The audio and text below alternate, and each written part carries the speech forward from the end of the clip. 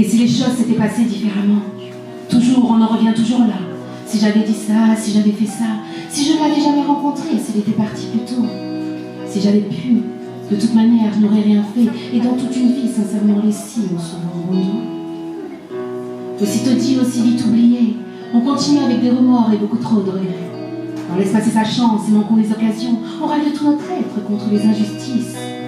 On parle des erreurs de parcours, de concours, de circonstances pour légitimer notre manque d'obstination et notre peur du vice.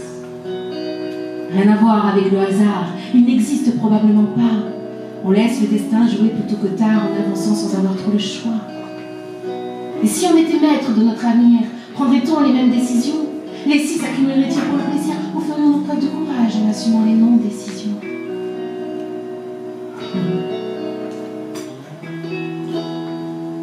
Et toujours plus de blablabla.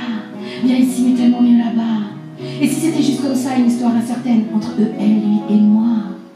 Et si c'était juste normal? Rien de surprenant ni de paradoxal.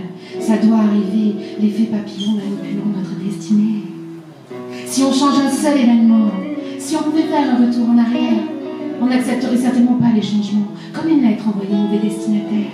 Et si le silence s'initiait sans souffrance ni sentence, seulement si nous acceptions nos sensations, nos sentiments, nos sentiments différents, ceux-ci n'auraient certainement pas la même importance. Soyons clairs. Soyons clairs. Je me fous des si de leurs commanditaires, plus rien à penser de la manière dont je dois leur plaire. Je n'envisage plus les si. Je dis, je fais, je les vis. Je m'octroie le droit d'exprimer ma profonde envie de ne pas continuer à jouer avec les interdits par peur de me perdre, mais surtout par peur d'y rester. Je regrette rien. Pas de si ceci ou de si cela. Rien de moi n'existerait si tout ceci n'existait pas. Je suis comme je suis faite comme ça. Merci, monsieur Prévert, de l'exprimer bien mieux que moi. Et pour être réductrice, veuillez m'en excuser, mais je ne suis pas là pour vous plaire et je ne puis rien changer.